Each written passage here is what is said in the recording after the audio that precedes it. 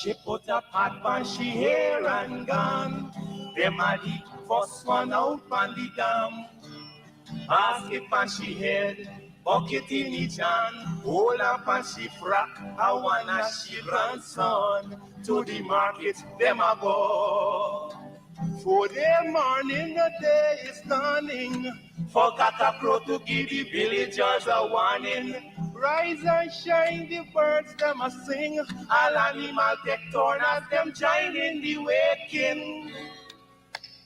Catacrow, Dagaba, donkey, bray, horse, and they even Tokakwa. Catacrow.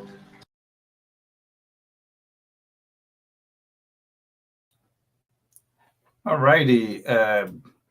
Good day and welcome to Anansi. This is another edition of Anansi where we bring information to you that you would have otherwise not known or probably know about, sorry, or probably hidden from you. And since we have started this series, we did a lot of what happened post or even pre-emancipation.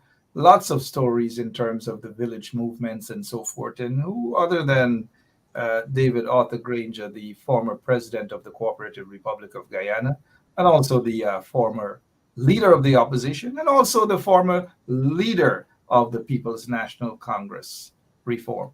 Good day, sir. How are you? I'm good, and allow me to start by wishing you a happy 25th birthday, which you celebrated yesterday. It's good to be back on the program, and I look forward to taking Anansi education to the entire public. It's not just for African people, but it's for the entire nation to be aware of the role of a significant part of the population in the development of Guyana. So it's good to be here, and congratulations on your 25th birthday once more. Thank you so much. I appreciate it. I appreciate your wishes. But let me just have you know and our listeners know that after you attain a certain age, I don't think the excitement is there any longer, and I'm currently experiencing that. So, but it was fun though. I enjoyed it. But thank you so much, and thanks to all of the listeners who have extended birthday greetings to me as well. Mr. Granger, we first begin with, I'd like to, get a feel as what's happening on the ground and what's going on in Guyana. Maybe we should start off with that currently. What's happening on the ground? Cost of living, everything going up? What's happening? My view is that we're living under the shadow of the troubles still. There's what I call a secondary impact. Many of us who are aware of what occurred in that first decade of this millennium know that there was a lot of killing, and a program like this is not about blame, it's about understanding, it's about education, so that the mistakes that were made don't recur. Unfortunately, we are seeing traces of those problems that we had in the first decade, particularly between 2001 to 2010, recurring in terms of the attitude of the police force to people. We have a lot of unexplained killings, which need to be brought in the open, and we need to keep reminding Guyanese about it. There is still a problem of prisons. As you know, there was a prison escape, so-called, and people were hunted down. There's no trace of an attempt at arresting. People were just shot down like wild hogs in a bush. There is a problem of drugs. As you know, under the APNU AFC, we had established something called the National Anti-Narcotics Agency. Well, this was thrown out of the window. So drug trafficking is rampant once again. And almost on a daily basis, we see seizures of marijuana and cocaine. There's a problem of poverty. A lot of figures are being published about the cost of living, but when you have to pay $100 for a tomato, $500 for a mango, and it is very difficult. The cost of living is very high, and no matter we talk about food security, life is very difficult for people um, in the villages, at the lower levels of the community. And then there's the standoff in politics. So some people cannot see a way forward. There's no solution. There's no political solution. And of course, the PPP has just thrown social cohesion out of the window. So there is no coming together of the ethnic groups. And one of the first things the APNU did in office in 2015 was to start a program of social cohesion. And just dressing up policemen in blue shirts and cleaning the medians in Mandela Avenue is not going to solve the problem. There are serious problems which are being ignored, but the style of management in the country is not addressing the real issues facing ordinary poor people in Guyana. So I would say the mood is not hopeful, and programs like Anansi must continue to call attention to the issues facing poor people all over the country, not just African, but also indigenous people, and problems affecting Indian people too, in terms of crime and so on.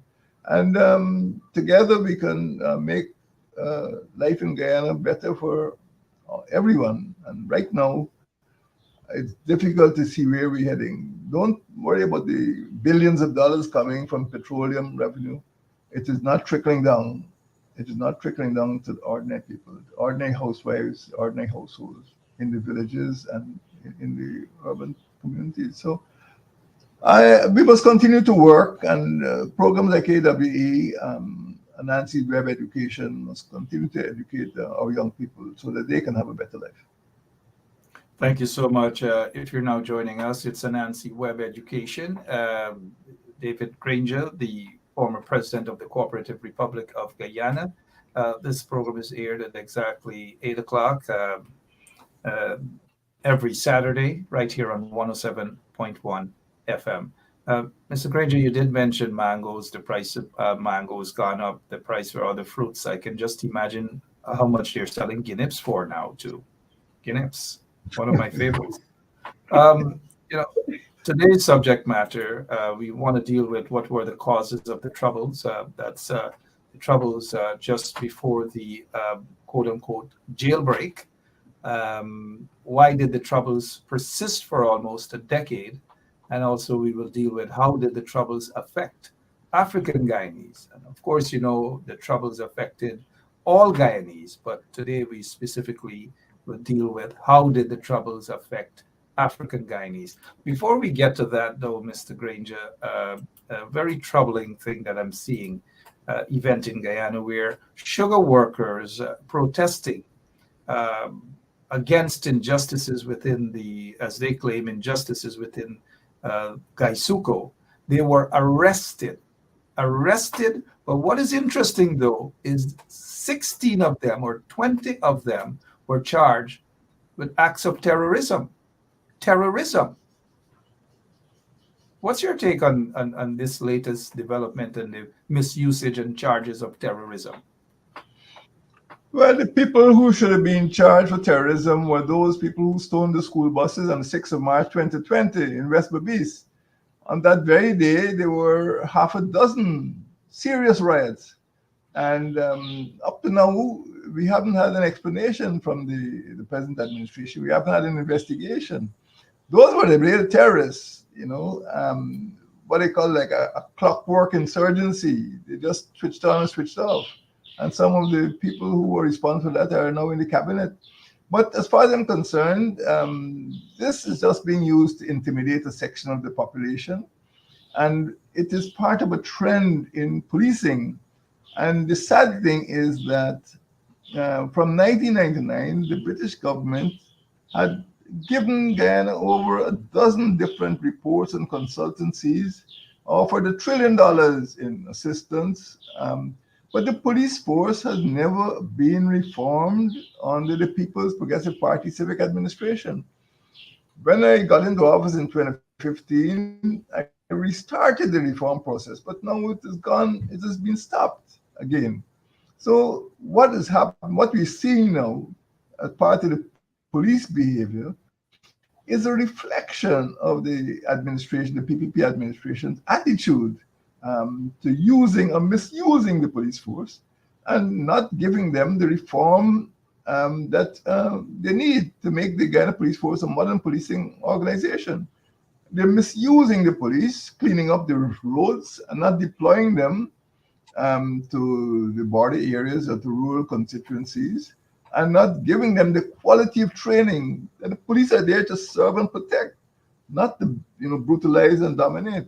So the police force, what I see in that image, what I see in that incident, is the failure to reform the police force, and this is a chronic characteristic of the PPP administration, particularly since 1999. And even before that, you had problems with the, shooting of poor people in communities like Rhinebelt and All Town and Sophia, and it's still going on. Police still needs reform. That is what the picture tells me. And Agricola as well, and lots of other places across Guyana. We're beginning to see signs of very, very dark days. But let's start off here with the causes of the troubles. And we're talking about the troubles. We can start back maybe from 2000, the year 2000, when the Black Clothes, the notorious Black Clothes, were basically going out into communities and shooting people and executing people in front of their families and so forth. Let's start with 2000, and then we will take it from there. It's a good place to start because although the killings had started prior to 2000, I think the significant event of that year was the killing of Lyndon London, who was a wanted man. And yes, he was a wanted man. They needed to arrest him to ask him certain questions, but he was not a convict. And he was staying with his girlfriend in a little guest house on the East Bank there. And the army at that time called up an anti-tank gun. I've never seen it deployed. It's the type of thing you see in Ukraine nowadays. They called up an anti-tank gun and blasted the hotel, which was burnt down. And the man who was wanted came out with his hands up, and they shot him down. And those were the early days of television in Guyana, and it was streamed live. So thousands and thousands of people saw a man with his hands up being shot down by the police. So that was symbolic of the attitude of the state, including the Guyana Defense Force at the time, under previous chief of staff, and the Guyana Police Force, to wanted men. And if it was meant to send a lesson, it had the wrong effect or the wrong impact, because people became very angry and very concerned that even if they were innocent, they could not expect justice from the army and police of that day in 2000. And I would say that that was the day when people started to shake their head and said, we're not moving anywhere with this administration. And after that, there were other killings, and people started to see a trend in the police attitude to poor people, and many of them were Black. And of course, what happened in years, young people were shot down, and people started driving around with Afro wigs. So sometimes, an incident would take place and people say, oh, it's a Rasta man, but the police were driving around with their own Rasta wigs. So it became a very confused period. But I would trace the start of the troubles to February 2000, when all Guyanese saw a person who had not been convicted of any crime shot down by armed policemen. All they had to do was arrest him and take him to court. But we took the wrong road from February 2000. We took the wrong road. And right now, we still seem to be on that road. And, it happened in Dartmouth Village, Haslington. Dartmouth Village, Boston, and then in Haslington with Quindon Bacchus. As we go back on the day that Lyndon Blackie London was murdered, the eyes of members of the media Prime News was there, Capital News was there as well, and other media houses.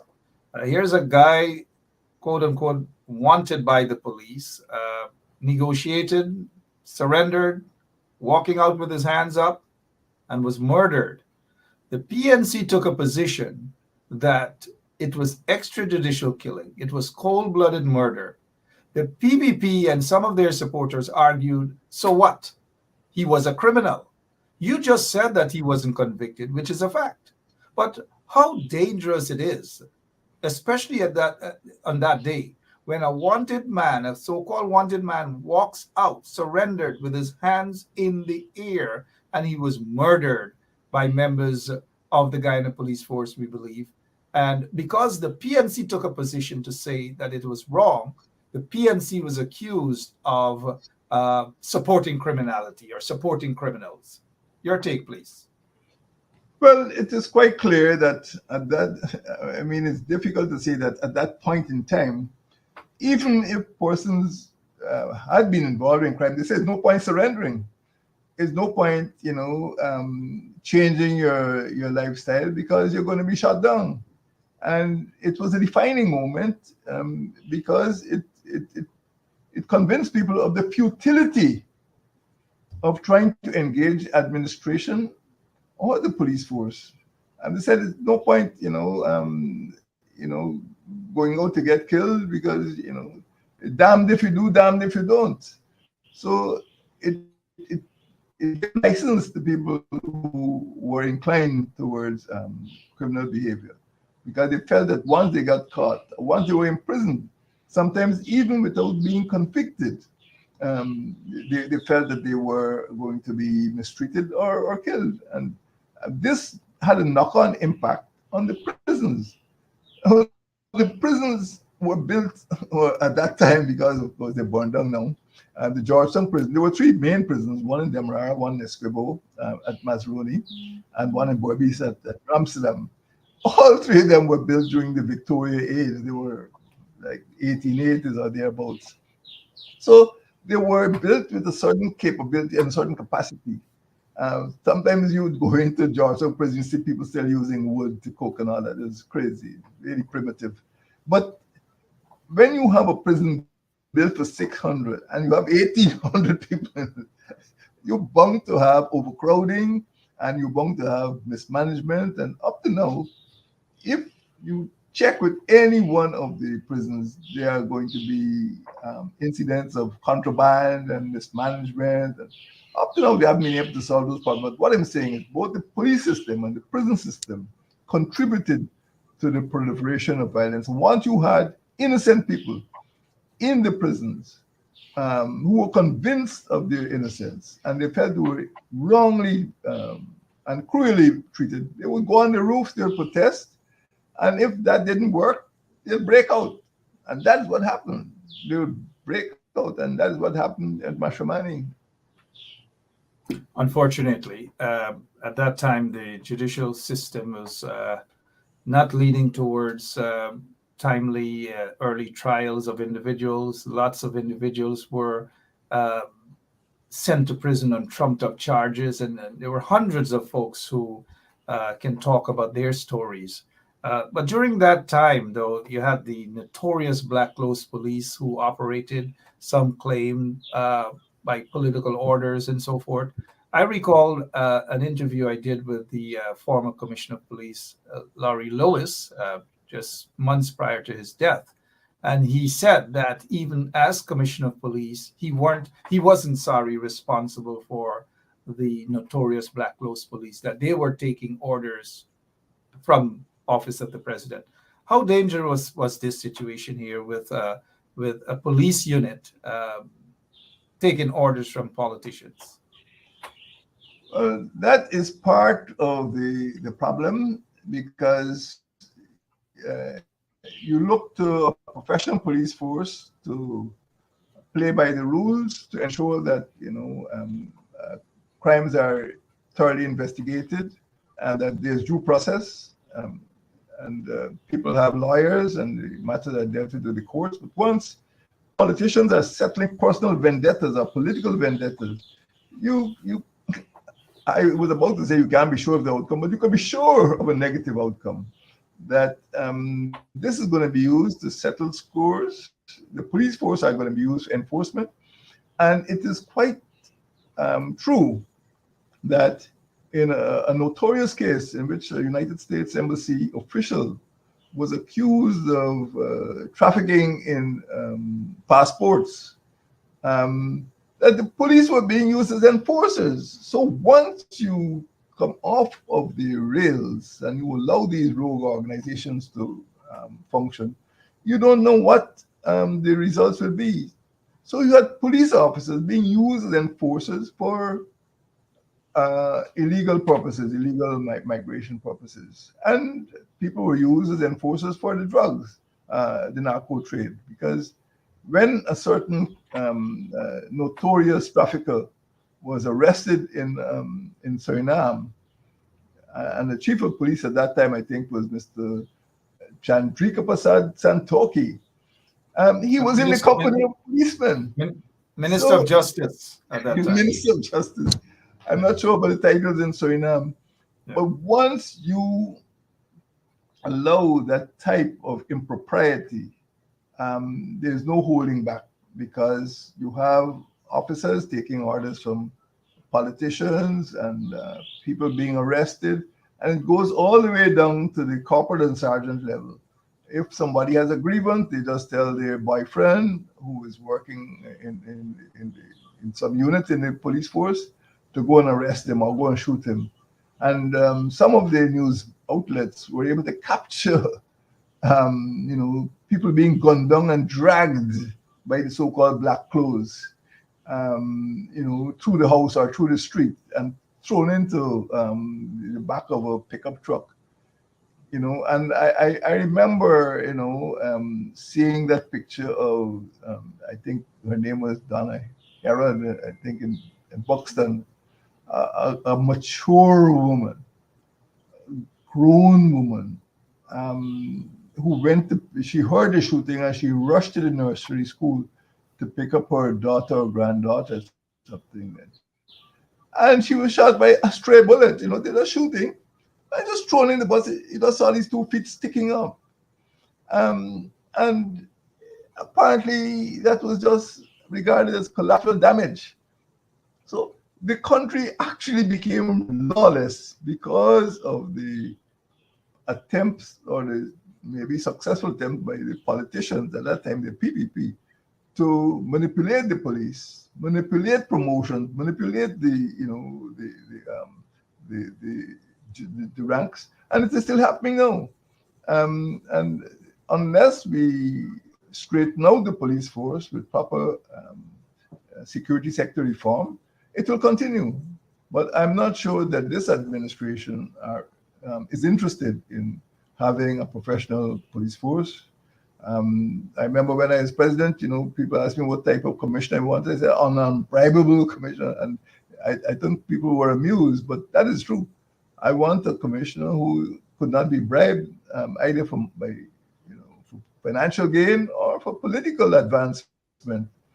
And until that happens, we're going to continue to live under the fear of the troubles that, people distrust the police force intensely.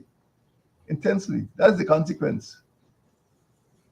The event you spoke of with the corrupt U.S. official back then in 2000 was Thomas Carroll, a senior diplomat there at the U.S. Embassy, was involved in visa racket, where hundreds upon hundreds of visas were sold. And some of these members of the notorious Black Clothes Police Unit back then were involved, according to court documents, as what was revealed in U.S. court, that some of these guys were enforcers. I believe then that this entire notorious unit should have been disbanded, but they continued. And then after the jailbreak, quote unquote jailbreak, February 23rd, 2002, then we saw what happened in Buxton as well with the murder, the extrajudicial killing of Shaka Blair. You want to touch on these sort of incidents by the notorious Black Clothes Police? Well, it is significant that the killing of Shaka Blair in April, which is 2 months after the jailbreak, the killing of Shaka Blair in April 2002 really ignited anger.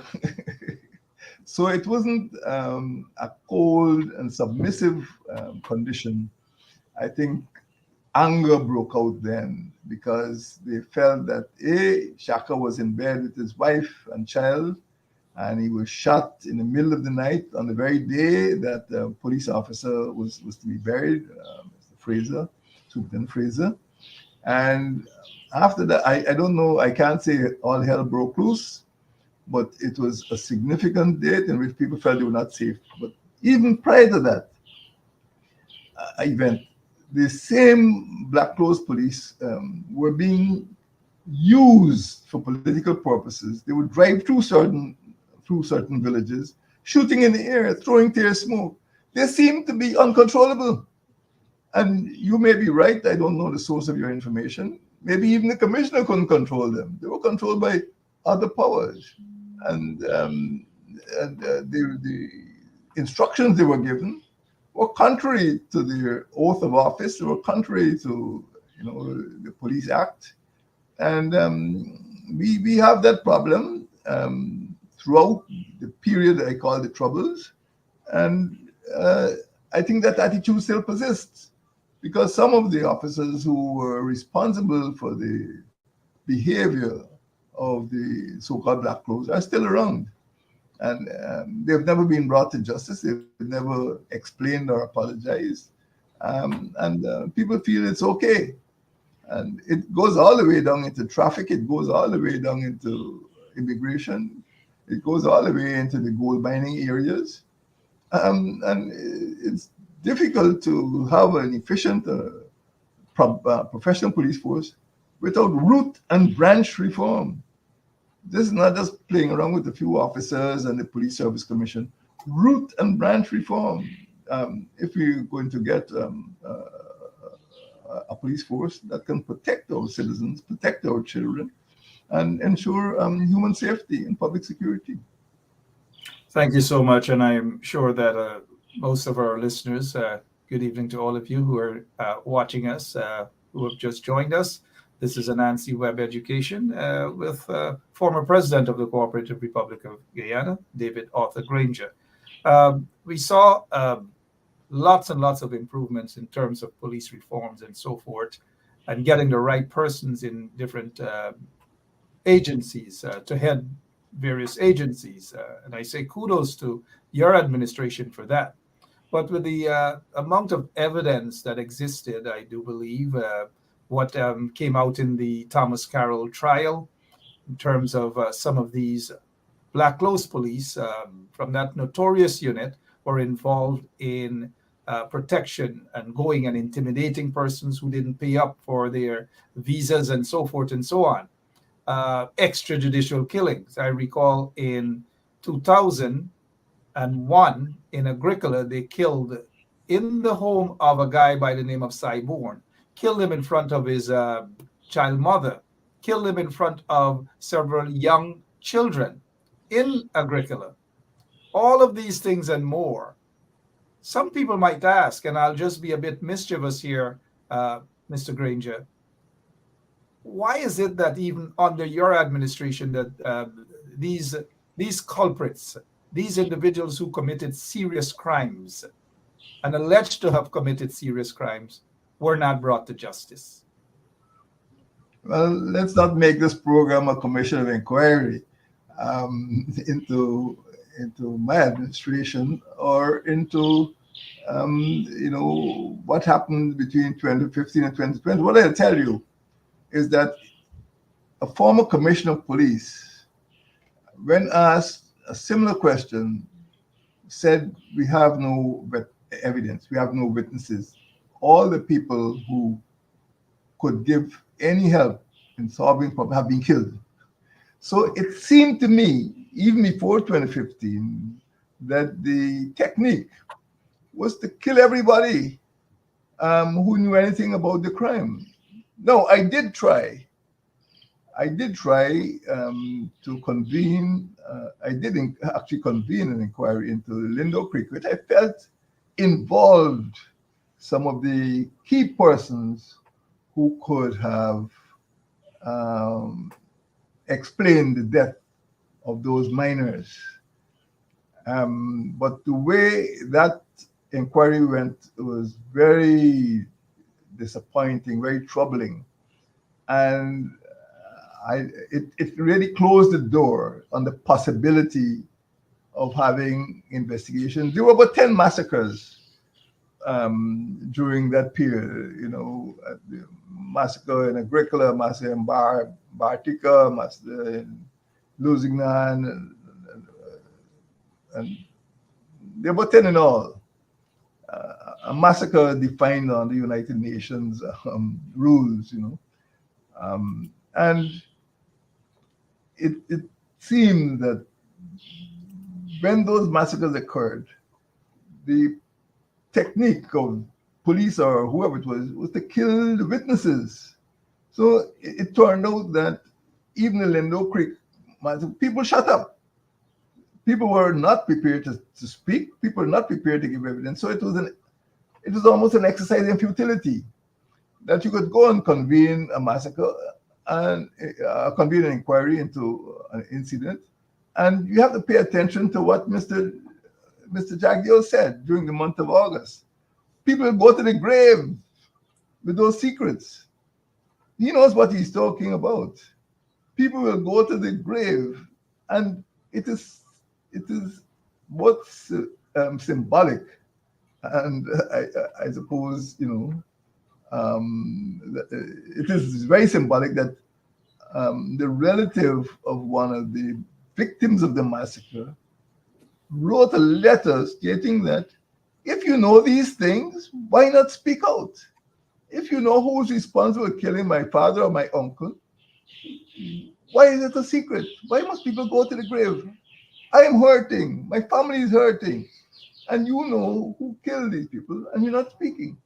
So that is the problem that faced my administration, that our attempt to start investigating Lindo Creek, which I believe involved a lot of the people who had answers to these questions, turned out to be, I think, unsatisfactory, because people were not prepared to speak the truth. The people in high office now are not prepared to speak the truth.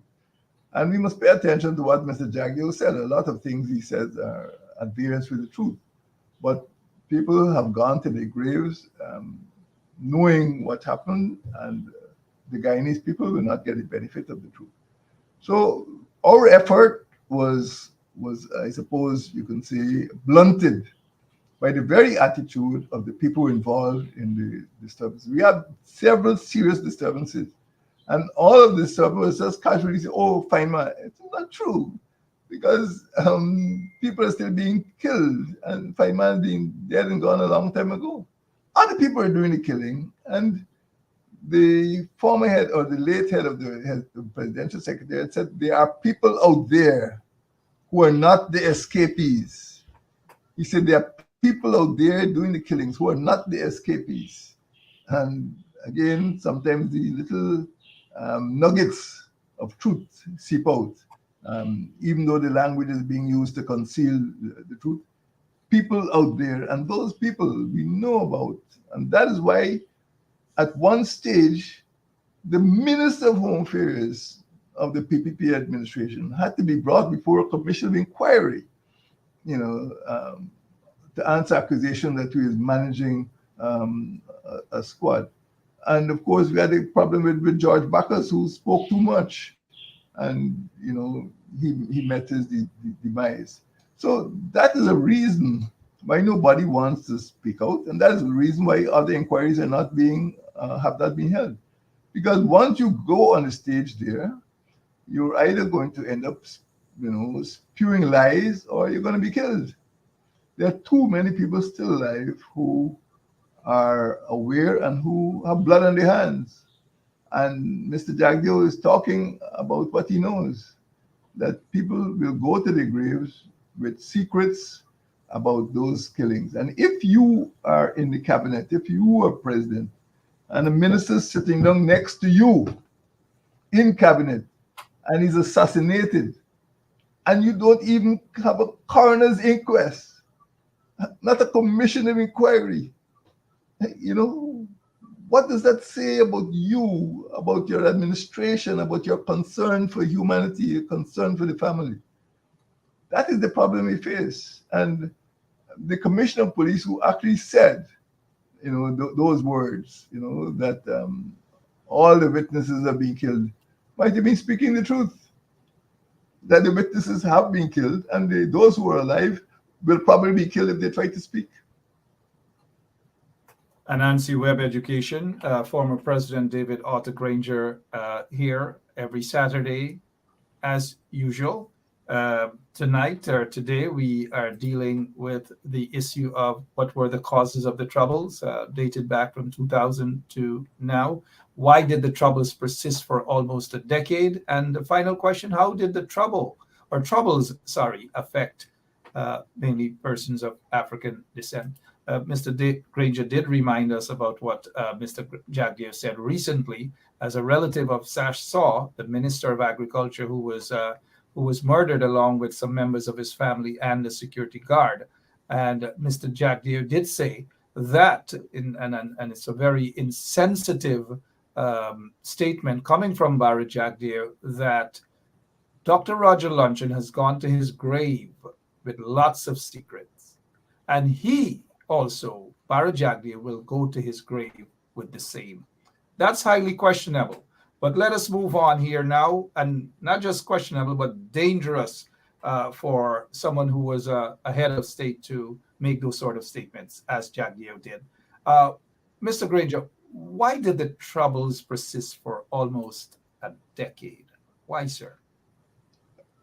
I think I answered that question that to a large extent, the failure to reform the police force was critical. And I can show you a dozen reports. I participated one in Discipline Forces Commission, which were presented to the PPP administration, particularly during that decade of death, you know, between 2001 and 2010.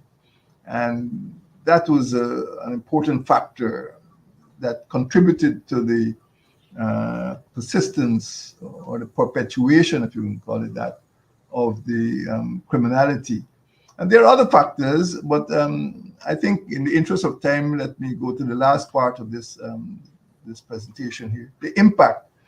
Well, before you do that, Mr. Granger, my apologies, but before you do that, you did mention the Discipline Service Commission, of which you were a member, to find out what was really happening. You guys visited the prisons. I recall because you visited my area, the area where I was, housed, so to speak, in that tiny cell. What were some of the findings that were so disturbing, especially from the prison standpoint? Well, it's difficult for me to recall in detail now, but one of the problems was certainly the overcrowding, that far too many people were put on remand. It was like the entire prison system was being used as a holding center rather than a place for convicts. And surprisingly, when we went to Mazaruni, which should have been high security, there were empty cells.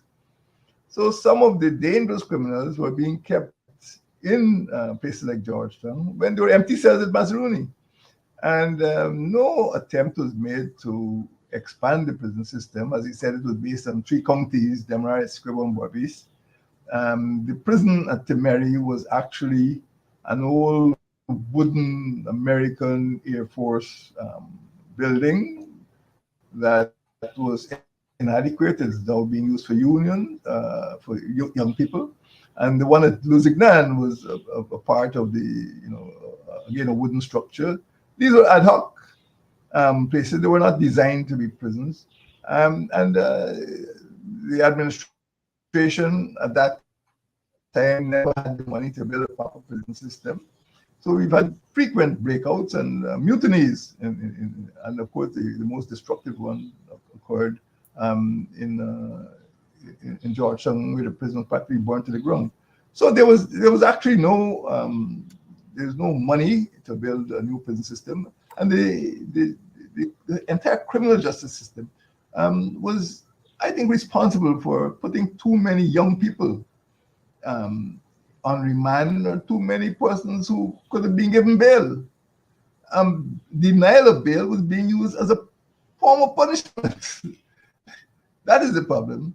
And it was politicized that persons who, in normal circumstances, ought to be given bail so they could go and report and come back and be tried, would simply be kept there, kept in prison for punishment. So the whole system was corrupted. And up to now, the prison system hasn't really fulfilled its purposes of as a correctional facility, as you all say in the United States.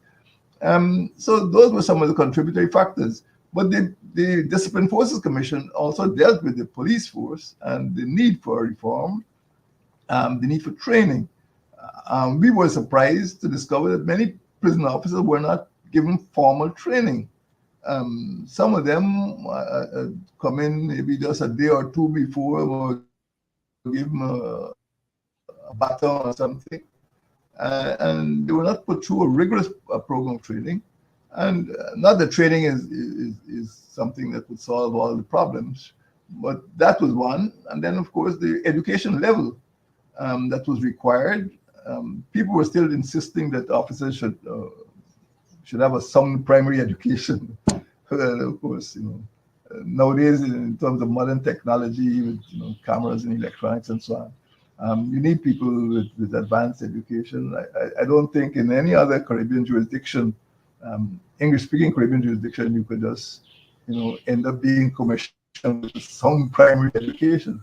So I mean, it's difficult to go through all of those findings now, but the police and the prison service were the main focus. There were other matters affecting the Guyana Defense Force.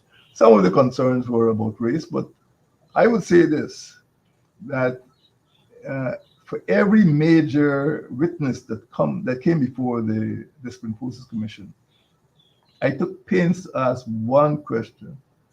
I said, what do you think is the major contributory factor to criminality in Guyana? And everyone, including the PPP witness, including the PNC witness, including the human rights witness, said narco-trafficking. And unless we uproot narco-trafficking, which is not only the source of health problem, drug taking, it pumps a lot of money and a lot of violence into society. And some of that money is irresistible. A person working in some government agencies just can't resist not only committing a crime, but also failing to do his duty. All he has to be told is, look, you go in the toilet for 15 minutes and come back. Don't ask what happened. And he goes off and he gets a brown envelope with $100,000 or $500,000. So a lot of that money comes from the narco trade. And that is one of the reasons why I set up the National Anti-Narcotics Agency. And that's the reason why the PPP dismantled the National Narcotics Agency as soon as they got in.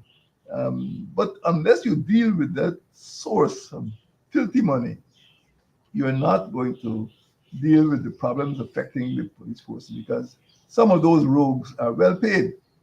And during the regime, the tenure of certain ministers of Home Affairs, some of those rogue cops were going up there and drinking carrot beer, with him in his office. So it was a situation in which the dirty money coming from the narco trade was funding the mismanagement or the corruption of the law enforcement agencies, which have been preventing that. So that, I think, was a critical finding of the Discipline Forces Commission you're asking me about. And I would say that that was one takeaway. I mean, there are other things about ethnic balance and so on, which are very important, yes. But the inflow of dirty money and the failure to suppress the narcotics trade was a major contributory factor. And I think when you go back to the troubles, when you go back to drug lords trying to extend their turf, trying to push drugs into communities which were not affected before by drug trafficking, then you see that it is not a silent menace, it was not a victimless crime. That turned society upside down. And just look at Mexico, just look at some Central American countries, you'd see that you don't play with cocaine, you don't play with narco-trafficking. Once you get into it, it's hard to get out. And we haven't gotten out of it, unfortunately. All right, as we wrap up here now, the final question that we will deal with, and President Granger will close it off for us. Let me just make a quick correction. I did say Saturday, but it is Sunday. Sorry, guys. I'm a year older, so these things are expected. But how, Mr. Granger, how did the Troubles affect, and we'll just narrow it down here now to how did the Troubles affect African Guyanese? This is an important element in analyzing the Troubles because there's a lot of misinformation. Some people have attributed they feel that the criminality was of an ethnic nature. Some people have thought of it as a race war. I don't think the evidence supports that conclusion because many of the victims were African Guyanese. And in fact, one particular organization actually made the bizarre claim that political elements were using the Troubles at that time to kill Indians in the hope of killing so many of them that the African vote would outnumber the Indian vote at general elections. I mean, it's stupid because at that time, in fact, I made an arithmetical calculation. I said if that was your theory, it would take about 150 years at the rate the Indians were being killed. Because in fact, the majority of victims were African. And they were victims not only of the phantom squads, people being found with duct tape, eyes shut out and all that type of thing. But it also meant that people were being abducted. Some people disappeared. They never reappeared. They were never found alive or dead. And it meant that the bulk of victims who died during the Troubles were in fact commemorated. If you look at the monuments which were erected in the memory of President Jagdeo, one at Bartica, which commemorated the Bartica massacre. One is at Evilary, which commemorated the amount of police killed. And one in Buxton Friendship, I think in Middlewalk or Company, or one of the major routes in that village. Those are the three main monuments. There are another monument, I think, in Lusignan. But this is not a question of ethnic arithmetic. But right now, I would say that the evidence exists. I was told by a person, a prominent member of a certain village, that there are lots of orphans. There are lots of orphans in his village because both the parents were killed. And this has led to a secondary impact. In the first instance, you have an impact on the people who were killed and on their families.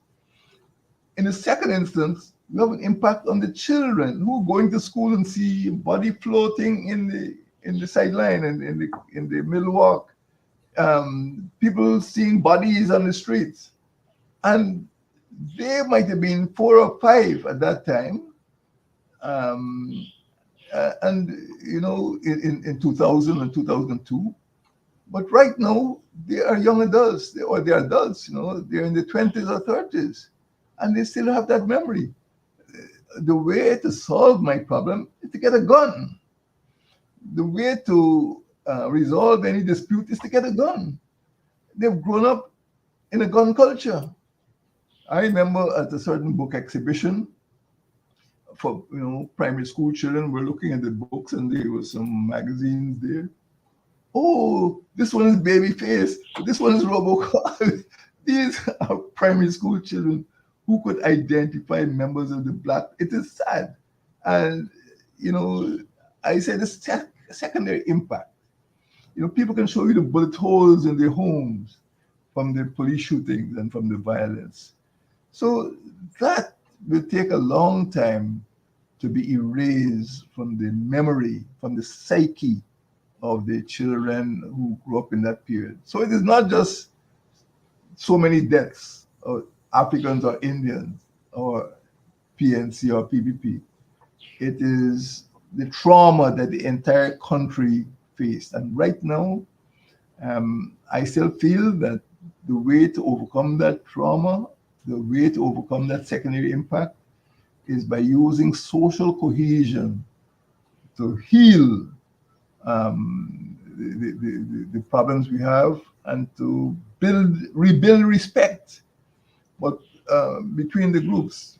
Right now, some people are pushing a narrative that this set of people are criminals or troublemakers and they need to be controlled by a harsh law enforcement section. The army, the police and the army have been accused of torture during the Troubles.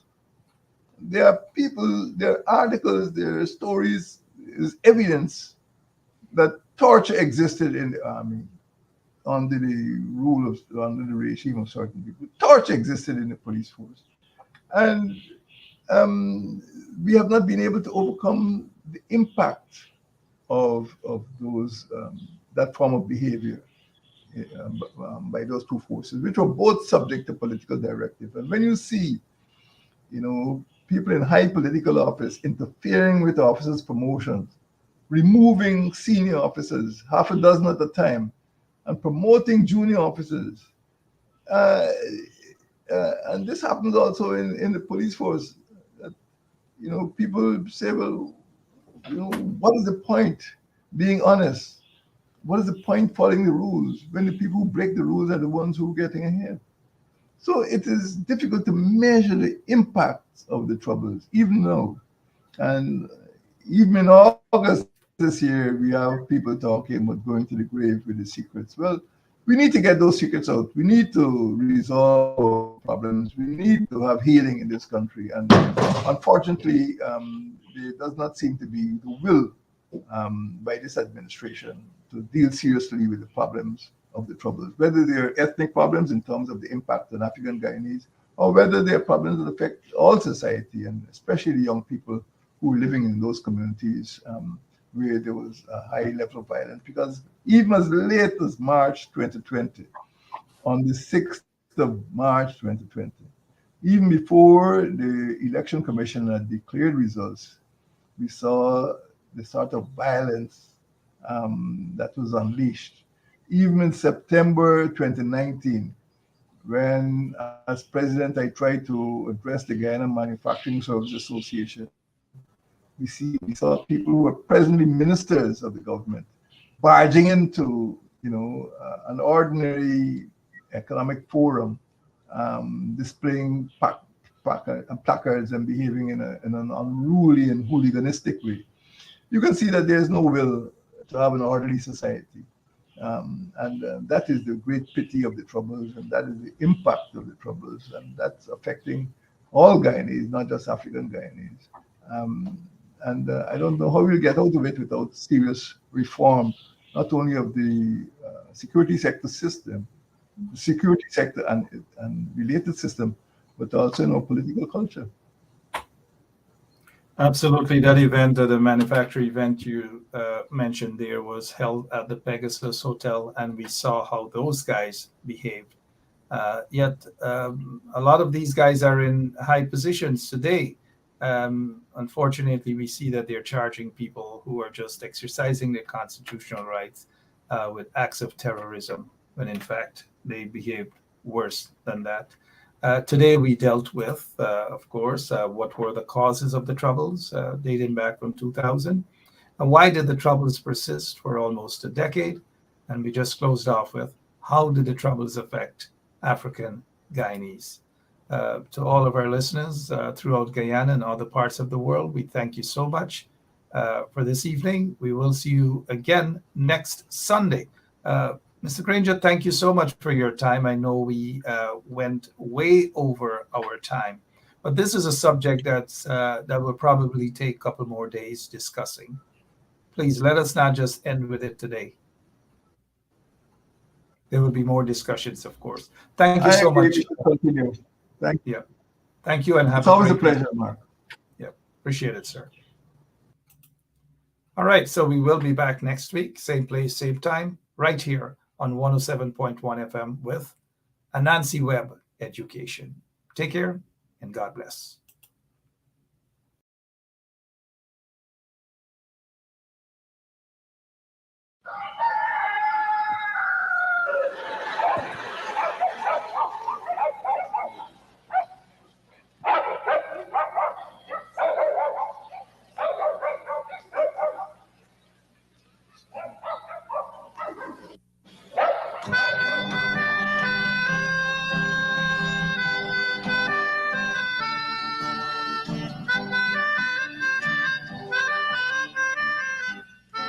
She put a pot on she hair and gone. Them a the first one out on the dam. Basket on she head, bucket in each hand. Hold up on she frock, I wanna she grandson. To the market, them a go. For their morning, the day is dawning. Forgot a crow to give the villagers a warning. Rise and shine, the birds them a sing. All animal take turn as them join in the waking. Cock a crow, dog a bark, donkey